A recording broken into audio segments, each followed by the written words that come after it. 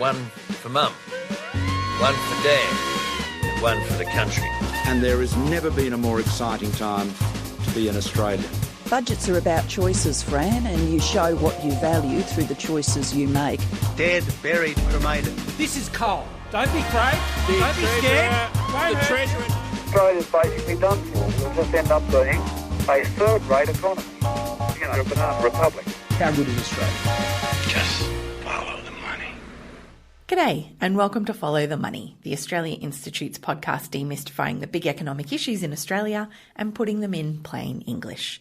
I'm Ebony Bennett, Deputy Director at the Institute, and today we're bringing you more guests from our 2020 webinar series.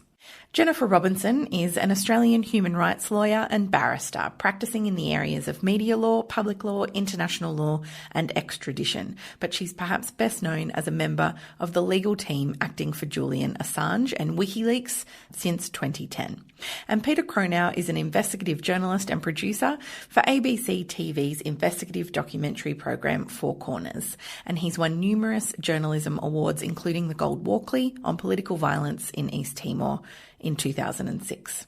Jennifer and Peter joined us to talk about the new book, A Secret Australia, revealed by the Wikileaks exposés, edited by Felicity Ruby and Peter Cronau and published by Monash University Publishing. I want to thank everybody who turned up tonight.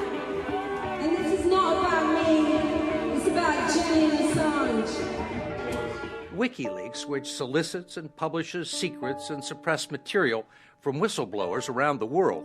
And Assange is currently under legal attack from the U.S. government. This model allowed journalists to work with primary hard source material at a scale and with a kind of sophistication that had never really previously been done before. Corruption in the financial sector, environmental scandals, and war crimes. Secrets the government would have preferred to keep hidden. Exposing U.S. torture, kidnapping and assassination. Should Julian Assange be extradited to the US? That's the question a court in London is weighing for the next few weeks. Said he was not willing to be extradited. For years, so there's no chance of a fair trial in the US. Julian Assange is now a global symbol of distrust in government.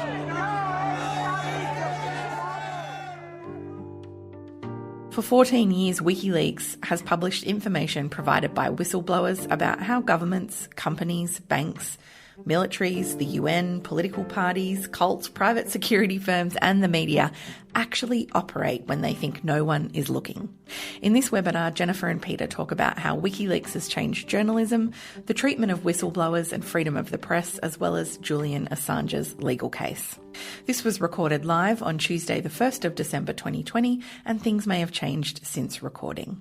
I can remember the first time I thought Wikileaks was really hitting the mainstream consciousness, and that was with the release of the collateral murder video of US soldiers killing civilians in Iraq, and certainly the recent revelations of evidence that Australian Special Forces personnel committed alleged war crimes in Afghanistan, well outside the heat of battle, remind us again of how important whistleblowers really are to a healthy, functioning democracy. And the truth is that Wikileaks has forged new paths for investigative journalism, as well as revealing uncomfortable truths to the public, truths that many, many people would prefer to stay secret. In Australia, we've seen a concerning trend where public interest journalism and whistleblowers have been increasingly criminalised, and the Australian government federally certainly seems far more concerned with prosecuting journalists and whistleblowers than prosecuting the people who have committed the crimes, maladministration and corruption that they helped to uncover. So too has Julian Assange been prosecuted for being a journalist and a publisher by the United States, and his prosecution represents a threat to journalism, freedom of the press and free speech. Yet the Australian government has done very little to assist this Australian citizen who has really helped change journalism forever. So I'm delighted to be talking about this book, A Secret Australia, revealed by the Wikileaks exposés, edited by Felicity Ruby and Peter Cronau, and published by Monash University Publishing. The book, The The book takes a closer look at what we can learn about Australia from the enormous Wikileaks archive. The book is available from today. Peter, if you've got your copy there, you might want to hold it up for people to take a look at. It's available from all good bookstores and as an ebook. I'm going to pick up my copy from Paper Chain in Manuka. And today I'm delighted to be speaking to co-editor Peter Cronau, who's an investigative journalist and producer for ABC TV's investigative documentary program Four Corners, and has won numerous journalism awards, including the Gold Walkley on the political violence in East Timor in 2006. He's reported for ABC Radio's Background Briefing, and most recently with the groundbreaking report Pine Gap's Role in US Warfighting. His forthcoming book is titled The Base, Australia's Secret Role in America's Global Wars. And I'm also delighted to introduce Jennifer Robinson, an Australian human rights lawyer and barrister in London, practicing in the areas of media law, public law, international law, and extradition. She's been a member of the legal team acting for Julian Assange and Wikileaks since 2010.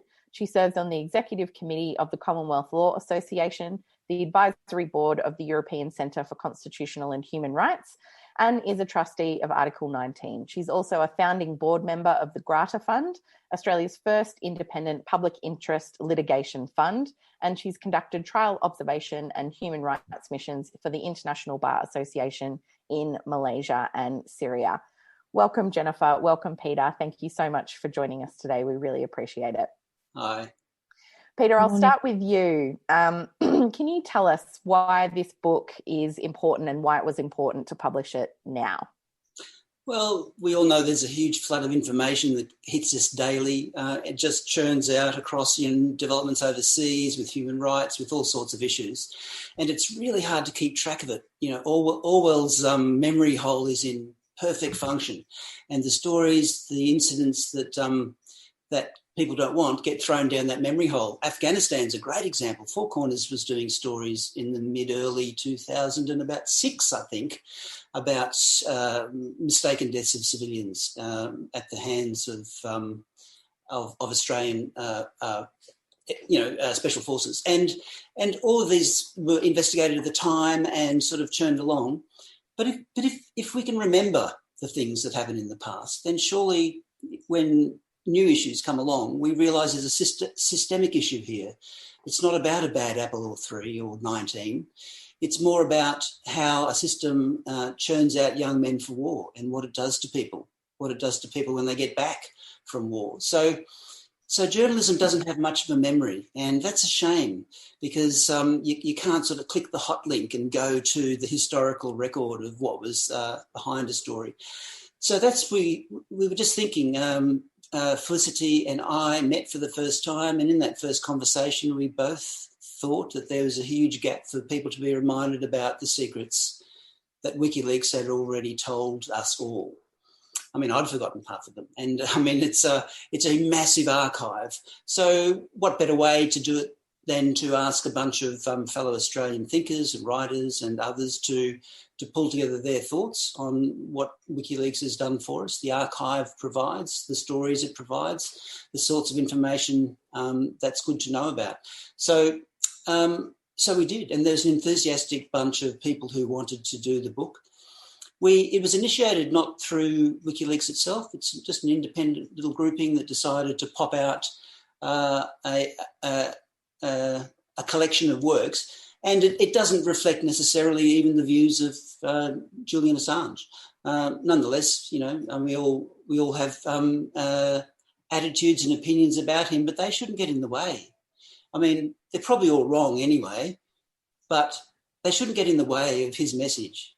I mean, he doesn't want to talk about himself. He wants to talk about the information he's getting out there. So I think the book, by reminding people of some of the things that we've learnt, of how Australia is manipulated in many ways, with trade, with military issues, with all sorts of issues, and the way that we are expected to nod and go along. I think reminding us of all of that empowers us.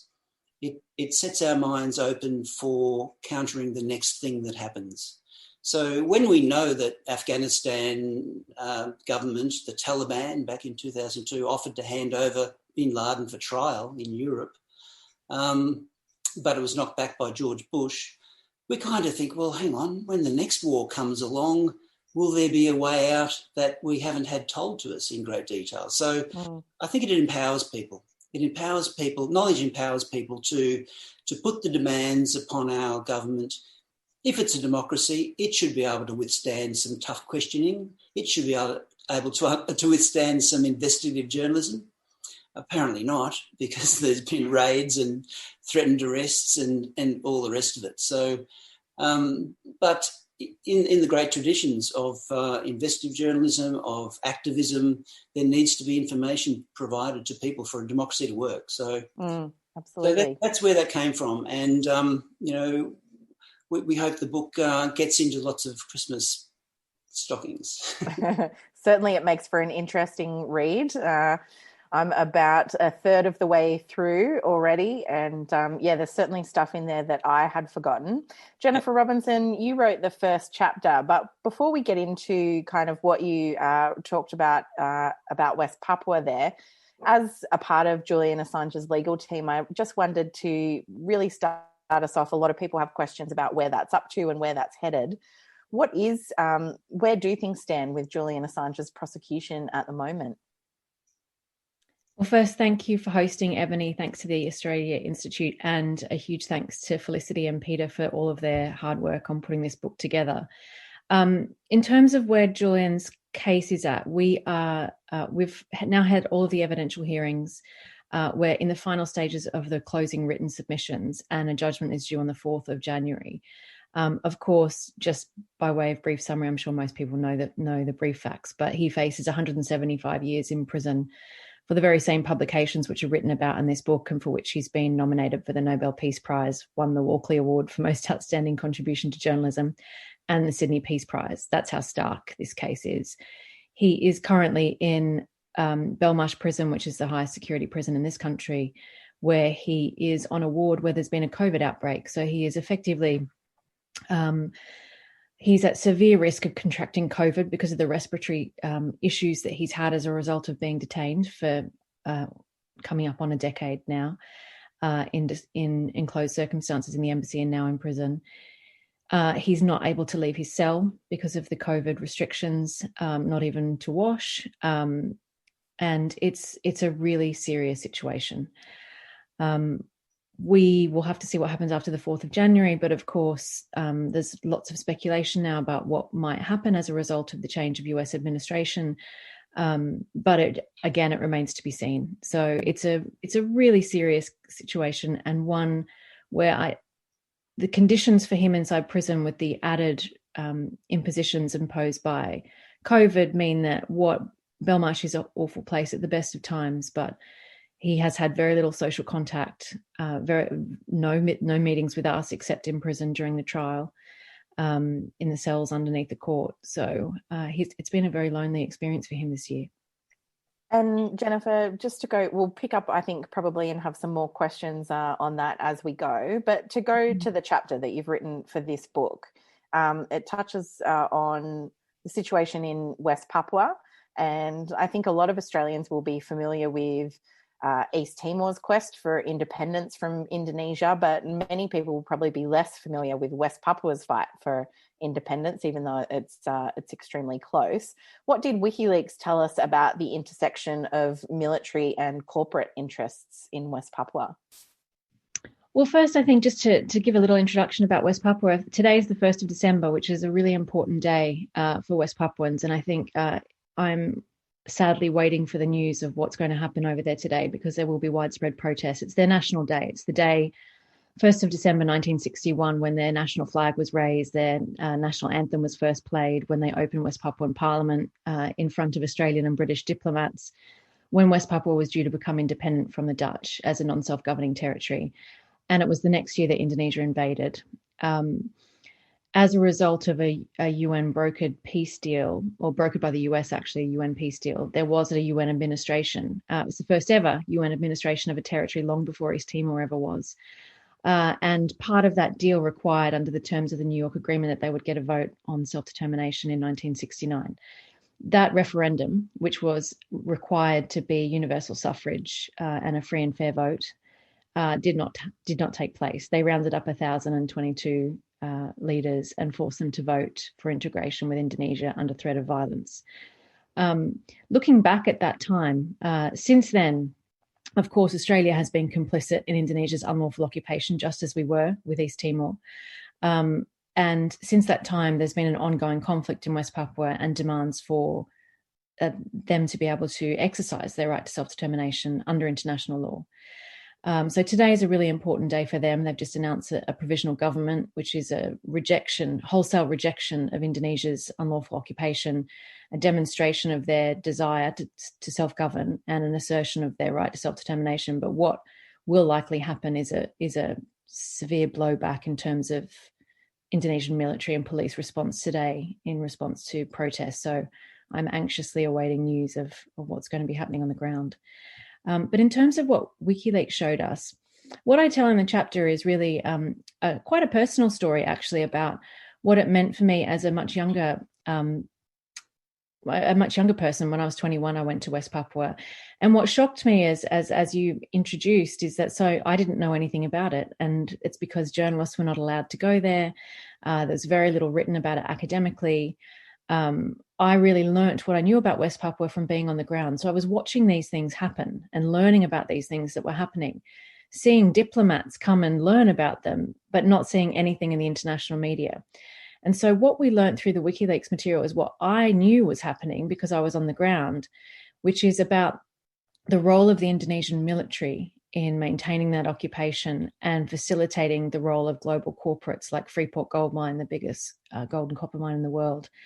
But importantly, the way in which the mine was paying the military in corrupt ways, not through official bank accounts to direct individuals, for security around the mine, which created an incentive structure whereby the Indonesian military would create security incidents around the mine, including killing Americans and, we think, an Australian, in order to justify their military budget. We also learned that the Indonesian military, because they don't have sufficient budget to run their operations, were running illegal logging operations, unlawful drug trade, and of course the extent to which the Indonesian military is conducting operations resulting in mass human rights abuse, torture, rape, extrajudicial killings of Indigenous West Papuans.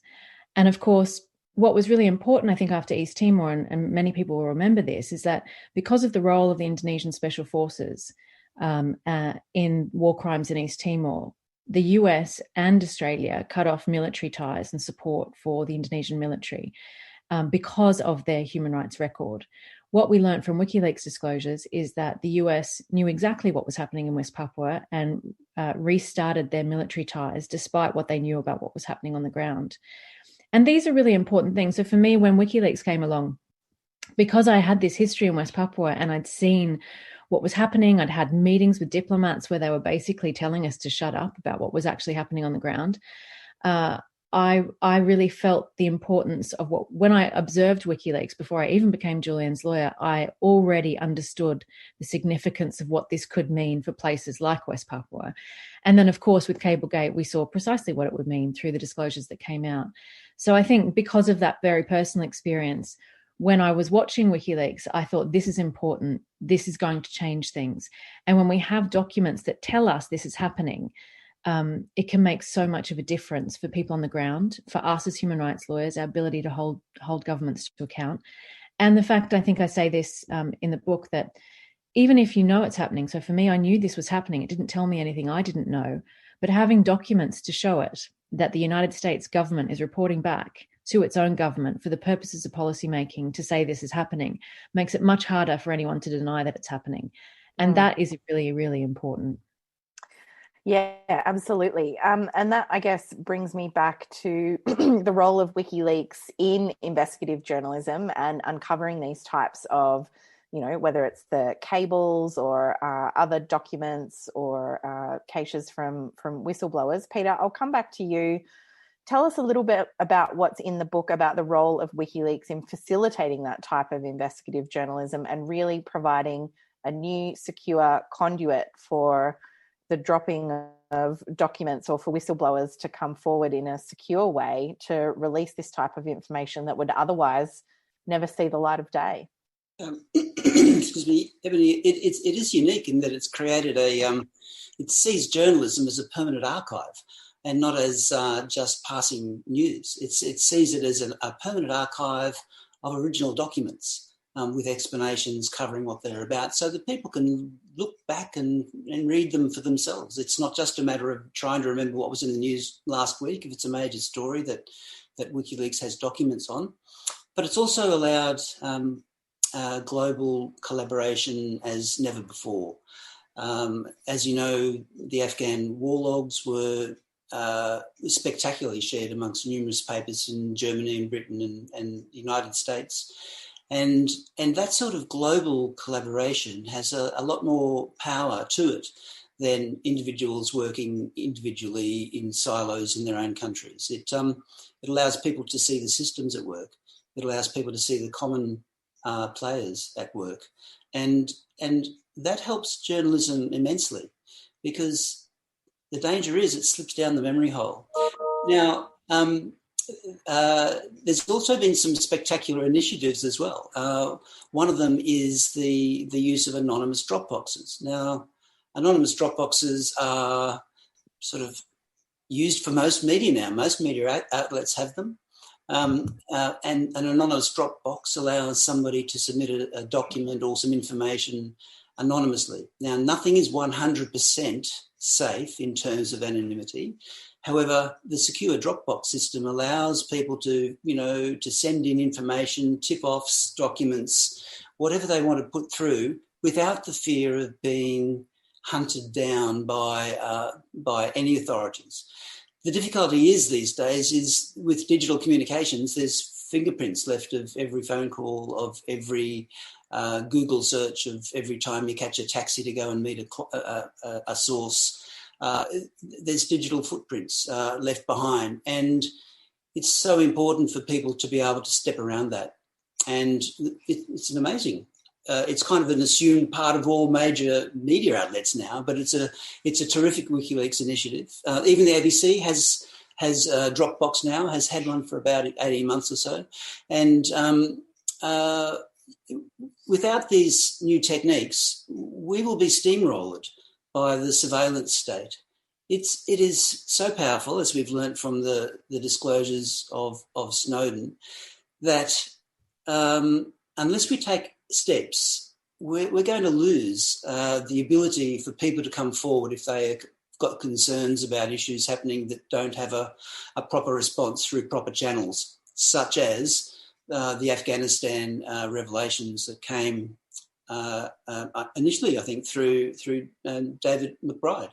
And he's now in court, obviously, fighting for his freedom to try to stay out of jail for telling us what we all know and has now been reported by the Inspector General of the ADF and has been released to the public. And nonetheless, he's been left behind and is fighting that fight. Now, that journalists were also targeted over reporting of Afghanistan. Clearly, Julian's one of the largest things he's put information out about and written about himself has been Afghanistan. In other countries, Afghanistan has also been very sensitive, with people such as Nikki Hager in New Zealand copping a very close look by his intelligence agencies. In Australia, we know journalists are being raided, are being surveilled, their workplaces are being raided. And we had the spectacular moment where what's happening with Julian almost happened here, where a journalist was targeted for charges by the Attorney General of Australia. The attorney referred to the Commonwealth DPP, an ABC journalist, Dan Oakes, for consideration of charges being laid against him. Now, that's a very big step. I believe confidence has been taken by the treatment, the people here seeing the treatment of Julian Assange. If the Western world is able to start nailing journalists for doing their jobs overseas, well, it looks like Canberra is going to have a go as well. So fortunately, with the ABC journalist, the public interest aspect of pursuing his case saw it dropped. It was not in the public interest to pursue it. And likewise, the potential whistleblower for the Annika Smethurst's files that she published about DSD, ASD wanting to be able to surveil Australians. These have been dropped through public interest, and that it is not in the public interest to close down journalism. Now, these are very important steps to take. With Julian, I mean, we've got miles to go to convince people as to why he needs to be treated the same. Clearly, his work is in the public interest. You can read it in the book. I mean, there's numerous examples of information that's been released that has spectacularly informed the public. I mean, one of my favourites that I've that's included in the introduction of the book, as just a small taster, is the leaking by Wikileaks of an information operations manual from the Australian Defence Force. And that information operations manual, it was leaked. It's been on the Wikileaks website for ages, but no one picked it up. There's been no mainstream reporting that I've been able to find. But what it sets out is how the public relations, public affairs section of the Australian Defence Force acts, and it, quote unquote, to avoid restraints on its actions in conflicts overseas. Those constraints would be things like Parliament and public opinion and journalism. So therefore, a lot of money gets spent for defence public affairs. We have a lot of launches of new equipment, of ships and displays of planes, and we have embedded journalists, we have, marching bands and whatever. But we have to know that money and effort is also being put into ensuring the Australian public doesn't take a negative view of what the military does. And spectacularly, that document also says that it's that the reason they wanted to do that is to impress the international community that Australia can still make a contribution. Well, I think by international community it means the United States, of course. And therefore, think about it. We have a public affairs section of the Defence Force, funded by Australian taxpayers, meant to put a smiling face on what the work of the Defence Force does, to keep eyes away, to keep journalists distracted. We now can read this. It's been released by WikiLeaks. It's there. People can Google it after this session tonight and have a read. That's the sort of information we should be aware of. Clearly, the Defence Forces do an enormously good amount of work defending the country and looking after our interests. But when there's downsides, we don't want them to be papered over. We want the War Memorial to have a section on war crimes. We don't want Hollywood to be in the War Memorial. But the brief for public affairs, information's operation on the Australian public, is a shocking concept. And I think people wouldn't know about it. Wouldn't know the black and white of it. Would suspect, but wouldn't know the black and white of it by a document. You can print it out and put staples through it and keep it as an example of how this happens, how the propaganda is run across the Australian public, how narratives are being set, and it helps you understand the sort of reporting that then results. Because public affairs people work hard on convincing journalists on how to report stories. They sure do. I was struck by, I think it was Soulette Dreyfus's chapter where she talked about the price that Julian and WikiLeaks had paid for being the early adopter, or not the early adopters, the people who invented the concept of, the anonymous Dropbox and many other new methods of journalism that they've pioneered. But I was also struck by, obviously, the huge price that comes with being the first to do something and the backlash that comes from that. Jennifer, coming back to you, I was always struck by the fact that the Obama administration obviously looked very carefully at prosecuting Assange, but it seemed to me that they couldn't find a way to do it that wasn't also going to end up with perhaps prosecuting the New York Times or any of the other mainstream media organisations that have collaborated with WikiLeaks over the years. What, for you, are some of the implications for freedom of speech and freedom of the press raised by WikiLeaks and the backlash and the prosecution of Julian as a publisher? And I guess if you could reflect on the United States has the First Amendment to protect freedom of speech, but Australia, we have nothing like that. How important is WikiLeaks in that context for protecting freedom of speech and freedom of the press? They are all big questions you've just asked, Ebony, so I'll try and answer them quickly. Well, first about the free speech implications of the prosecution of Assange. And so we know now that the Obama administration took a decision not to prosecute. There was no indictment by the end of the Obama administration. And that was consistent with the public statements that were being made at the time by Eric Holder, the then Attorney General, that no journalist would go to jail on his watch. And this was precisely because of what you described about what we call the New York Times problem, which is, as the New York Times General Counsel himself has said, that the law will have a very difficult time in distinguishing between what WikiLeaks and what the New York Times does. And that's because if you look at the indictment against Julian Assange, it includes passive receipt, includes receipt, possession, and publication of classified information. Now, the prosecutors are doing their very best to try to distinguish between what WikiLeaks does and what journalists do all the time, and unsuccessfully, because the danger of this prosecution is that it will apply to the rest of the media. When you think about, because of this, if it means that any journalist anywhere in the world could face prosecution in the United States for publishing truthful information about the United States, that's the fact of this. What we're seeing with the prosecution strategy is an attempt to criminalize what journalists do all the time in terms of their communications with a source. So if you talk to a source, if you ask a source for a particular piece of information, you ask them for more information, which is what journalists do all the time. What the US case against Julian is saying is, well, that is conspiracy with the source to steal information. That is going to criminalize all national security journalism. That is why it is so dangerous. In fact, some of our expert evidence before the evidential hearing in September, the prosecution is trying to run this case, well, this is not about publication. It's only publishing the names of people who will be put at harm. But that's an editorial judgment. Newspapers all day, every day are assessing whether to publish information, either national security information, which the US government or any government says could potentially damage either national security or cause risk to individuals. The Snowden revelations, for example, the government was screaming about the damage that The Guardian was going to do, and The Guardian made a decision to publish that information. It is an editorial judgment, and one that newspapers make all day, every day, in every country around the world.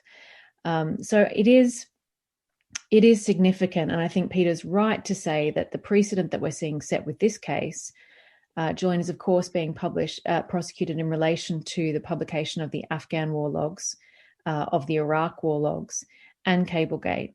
And so when we saw the raids take place in Australia, we've been saying for years and years that if this criminal investigation into WikiLeaks is dangerous for journalism, it's going to chill national security journalism. And because you can't distinguish between what WikiLeaks does and the rest of the media does, it's going to apply to the rest of the media. And we're seeing it happen already. We've seen it happen in Australia. We've seen it happen in the prosecution theory used by Bolsonaro to try to prosecute Glenn Greenwald. This is a very dangerous trend, and one that, I think journalists the world over are very worried about. I think that answers your question, Ebony. I'm sorry. Did I miss something? Yeah, no, I just to pick up on the difference between America, where you've got the First Amendment, and somewhere like Australia, where there really is no kind of guaranteed protection for freedom of speech. I guess the risk is all the greater for these styles of prosecutions. Well, the first thing to note about the First Amendment is that the US government is arguing in our case that because Julian is Australian, he won't benefit from First Amendment protections. Now, think about that as a precedent. So what the US government is effectively saying for all journalists outside of the country who are not nationals is, if you publish truthful information, if you receive, possess, or publish classified information of the United States, we will exercise our jurisdiction outside of our borders to seek to extradite you, to bring you back to the US for prosecution, where you will not have constitutional free speech protections. That is what they're running in the Assange case, and that's why it's, again, even more dangerous than we first thought. But with respect to Australia, we are in a very different position because we don't have a Bill of Rights. We don't have a right to free speech. The implied right to political communication, such as it is not sufficient.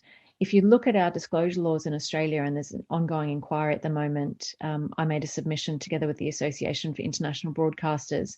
Australia's disclosure laws are terrifying. And compared to the Official Secrets Act in the UK, the potential sentences under Australia's laws far outweigh anything you see in the United Kingdom. 25 years or up to life in prison for breaching Australia's disclosure laws, no public interest defence, no exclusion for journalists. It's actually quite terrifying when you get to grips with the extent of our national security laws. Now, of course, the right decision was ultimately taken with respect to Dan Oakes and the others who are under investigation in Australia, but they should never have been investigated in the first place. And that what those journalists were put through by our government it signals to all journalists in Australia what they're at risk of. And there should be no risk of that kind of nature for journalists engaging in that kind of public interest journalism. And it's great that the ABC stood by them, and it's great that that prosecution was dropped. But what was interesting as an Australian observing this from abroad is how outraged Australian journalists were about this case, but yet we don't see enough of the same outrage, I don't think, from mainstream journalists in Australia about Julian. And that's not to say that it's not, we have free speech groups around the world, Human Rights Watch, Amnesty, human rights groups, free speech groups, the International Federation of Journalists, united in their opposition to this prosecution of Assange. And I really think it's time that that more pressure is put on the Australian government, not just about Julian's case, but because of what that means for journalism more broadly, and about our disclosure laws in Australia through Parliament, that we ought to be pushing for reforms around ensuring that there is a public interest defence, because we ought to have a right to know, and we should know what our governments are doing in our name. Absolutely. So I can see that we've got about 780 people who've tuned in. Thank you so much for joining us. I'll go now to questions from the audience. So the first one is from Fred Sim, and he asks, what can we, Australia and every nation, do to protect whistleblowers in an age where organisations, corporations, government bodies are hiding behind disclosure clauses to protect themselves from disrepute? I might come to you first, Jennifer, and then you, Peter. It's a really good question. So I think using WikiLeaks technology is one excellent way of starting. So, I mean, as we discussed earlier, and as Sulette explains in her chapter in this book, the anonymous Dropbox model that WikiLeaks created that's precisely why it's so important. Because it provides a secure tool by which sources can come forward and submit material anonymously to protect their identity. Now, why is that so important, and why has it been considered so revolutionary to the extent that now it's been adopted by media organisations and government agencies around the world? That's because, as journalists well know, the whistleblowing protection and protection for sources is very limited. Now, after I've been talking about how limited the protection is for journalists as well, but in general, we do recognise that journalists, well, historically, we have recognised that journalists are able to receive information without facing prosecution themselves and are able to publish that information. Together with that, they have an obligation to protect their source. Now, why do they have an obligation to protect their source? Because we recognise that if sources are going to face prosecution for having released information, there will be a chill on public interest leaks, and that is a legitimate interest in a democratic society, protected where I live by the European Convention under Article 10, in Australia, not so much. And so I think it's this protection of the identity of whistleblowers to protect them from prosecution, which is so important, which is why the technology that WikiLeaks provides, I used to say in talks about it, provides a level of protection that the law doesn't. And that's why it was so revolutionary, because a journalist could be forced to reveal the name of their sources in court by court order or face contempt proceedings. But if you don't know who your source is, because they've submitted it anonymously, but you can verify the document, then it's still reportable. But that protects whistleblowers. So I think that's why WikiLeaks has been, and the technology that they've created and introduced to journalism is so important. Peter, do you want to add anything to that? Only that that the whistleblowers are the ones who are putting themselves on the line, and if they lose confidence in the media's ability to protect their identity because of the digital tracking of their communications, then they'll disappear. The very day after the ABC raids, for a program at the ABC, a person who was not quite a whistleblower, but maybe a person who didn't want to go public on a very important matter pulled out of an interview. The story dropped. It died the day after the ABC raids. Now, that's the chilling effect that sort of action by the Australian government has, which is totally intended, to scare off potential whistleblowers. So I think we need to be sure that we've got safe things like drop boxes, that we have other safe communication tools that are made known on the media organisations' websites, but also that when a whistleblower is being hammered for releasing information in the public interest, the media generally doesn't forget them. It does pursue their cases and put them in the public eye. So that's a really important thing. What can individual people out there do? Lots. They can talk, they can use their voice, they can organise, they can take actions, they can ring, they can phone, they can write letters to the editor, there's a whole bunch of the traditional lobbying tools that people can do. They can ring their local member and say, are you a supporter of whistleblowers being thrown into prison? I mean, ask them the questions. Are you in favour of transparency? Well, why aren't you helping whistleblowers? You know, why is the hero of the Afghan leaks in Australia facing jail? I mean, just ask a politician that. What are they going to say?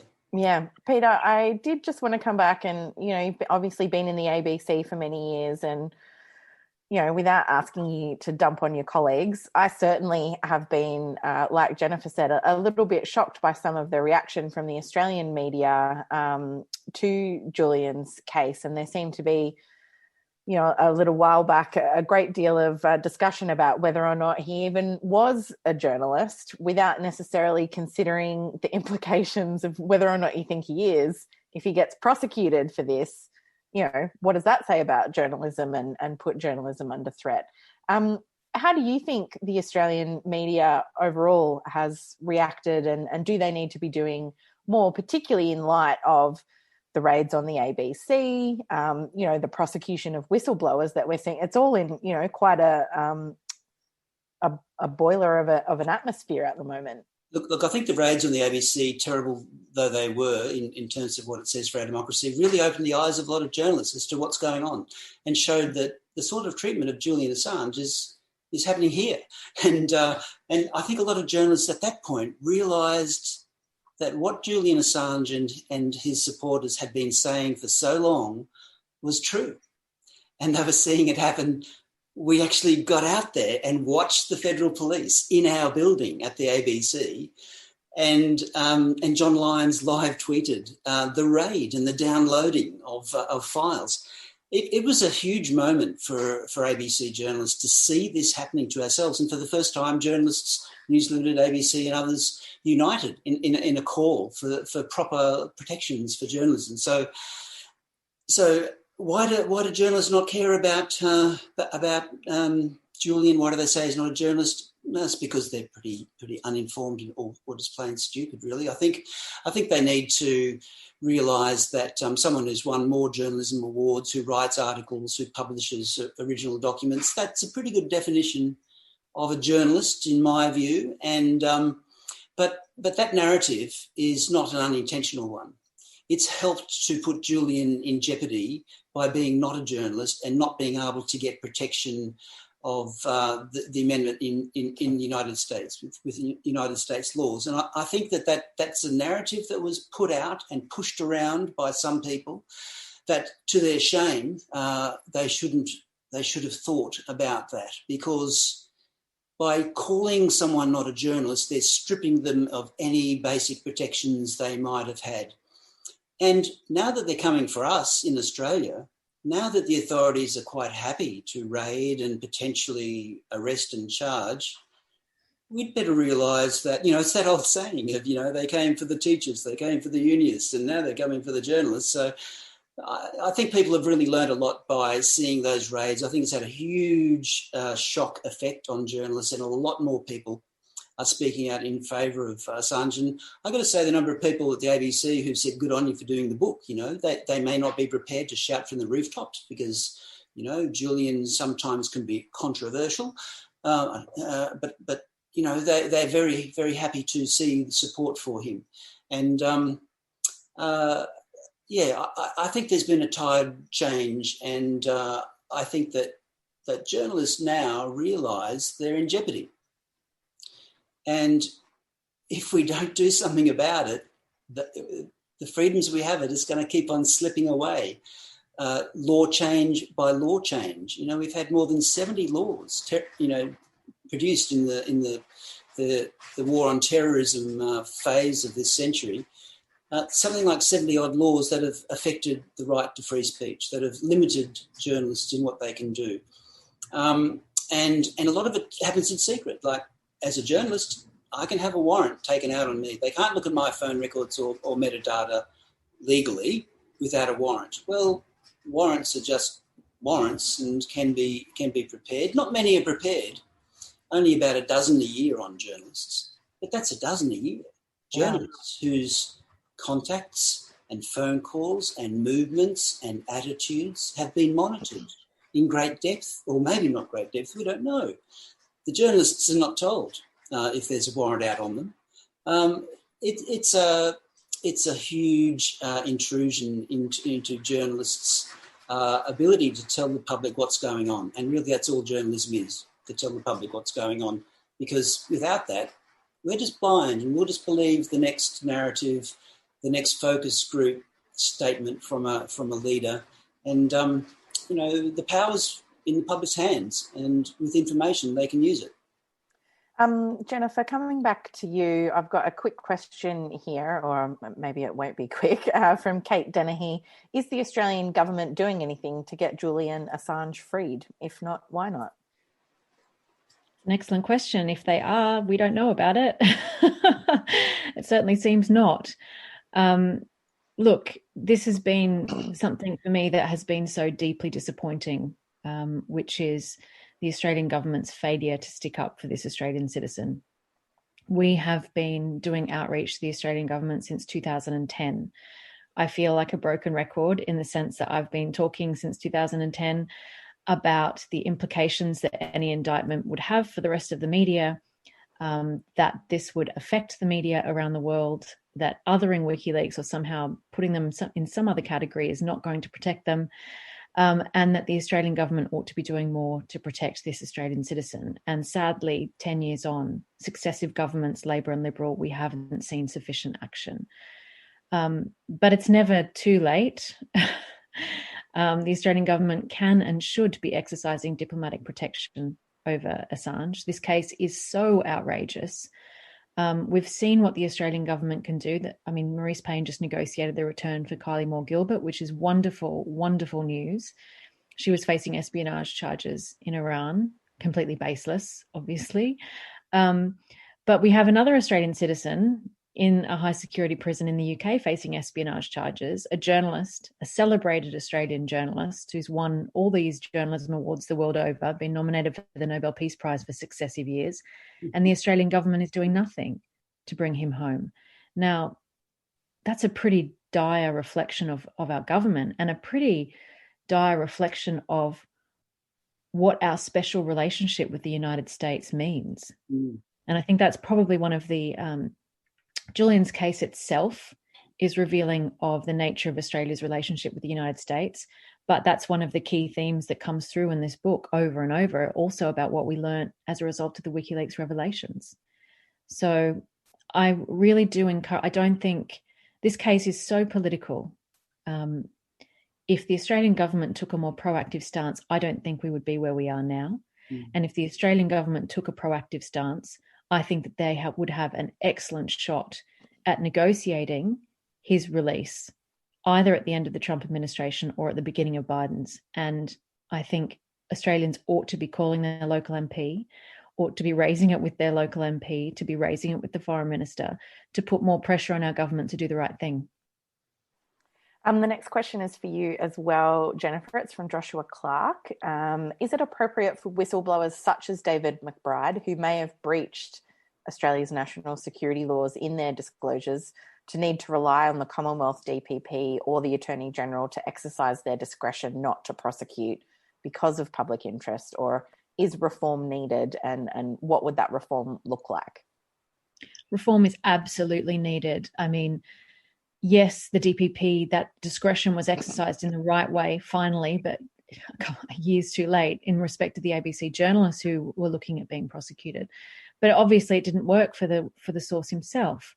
And of course we ought to have a statutory protection, a public interest defence, both for journalists and for whistleblowers, because we have to now acknowledge, look what's come out about, look at the outrage about Australian war crimes. We wouldn't have known this if it weren't for brave whistleblowers. And so it is an essential part of democracy. I really recommend that people, if you read the jurisprudence coming out of the European Court of Human Rights around why it's so important that we protect public interest disclosures, if whistleblowers are going to face prosecution like this, it deters the next one.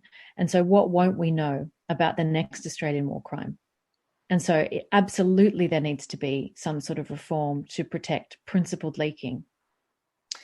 Speaking of principled leaking, I really thought Paul Barrett's chapter on, that there is a role for secrecy in government, but equally whistleblowers are actually an important kind of safety valve as well. Peter, I'll come back to you. What are some of the other really interesting concepts teased out in the book that you think people might find surprising or unexpected, or an insight that they maybe hadn't thought about? Or Well, that one you just mentioned is an excellent point, and that is, what is a secret and what is highly classified, what can't be told to the public.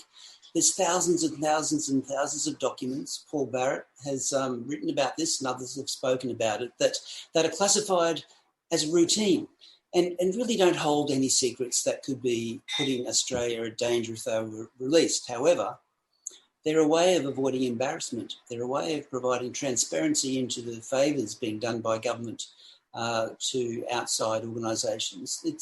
It would just reveal how the power is working. So most of those classified documents don't actually give away national secrets. I mean, like the Bernard Collaery case, you've got an example there where, what are they going to leak? How the bugging was done in Timor? Well, that was 18 years ago. I mean, I think they would have improved the techniques since then. It's more about embarrassment, and so many documents are slammed away in the archive as being classified than really needs to be. And that's why journalists have now got their own archive of leaked material. There's a few organisations around the world that do this, but Wikileaks has got the biggest one. And that's a sensational change in that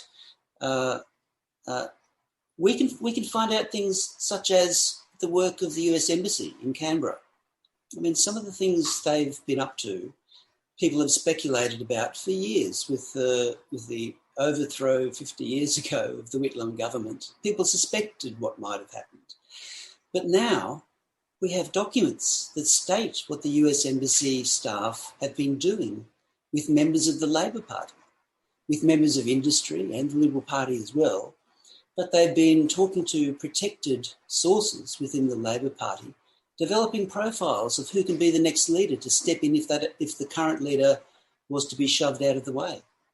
I mean, there's some spectacular pieces of information that remove allegations of conspiracy because they're the documents. And that's why leaking of documents and preserving of them and the style of journalism of keeping the documents available forever is such a revolution.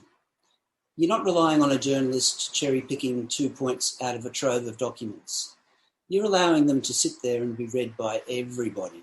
And people after this can type in the word protected and Labor Party into their search engine, and they'll read all about what the US Embassy has been up in gathering information about how leadership, about how factions work within the Labor Party. And the obvious question, I think Clinton Fernandez in his chapter asked this, the obvious question is, why do they need to know that?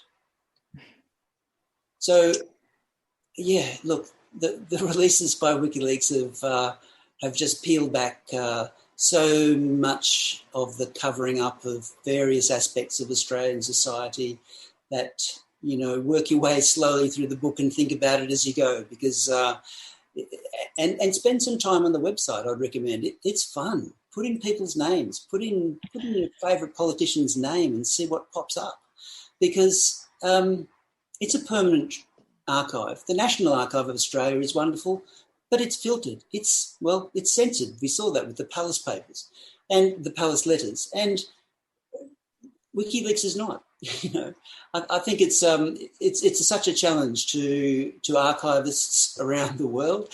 It's a challenge to governments. It's a challenge to people in media who want to be the controllers of the narrative, you know, such as people in the Murdoch papers. I think that it's very important that that people see through some of the things being said, and you can do it by just searching in the WikiLeaks archive. And it's so important that it continue, and Australia's benefited a lot. Yeah, just picking up on something Peter mentioned there with Bernard Collaery and his prosecution. Jennifer, I think that really shocked the legal fraternity. We've been talking a lot about journalists being prosecuted for doing their jobs, but there we've got a lawyer being prosecuted for doing his job. But you're really, as part of Assange's legal team, been at the very hard edge of some of the consequences for publishing that kind of material. Can you reflect over those last couple of years on, like, what has shocked you about this case as you've followed it and been part of it? Where to begin?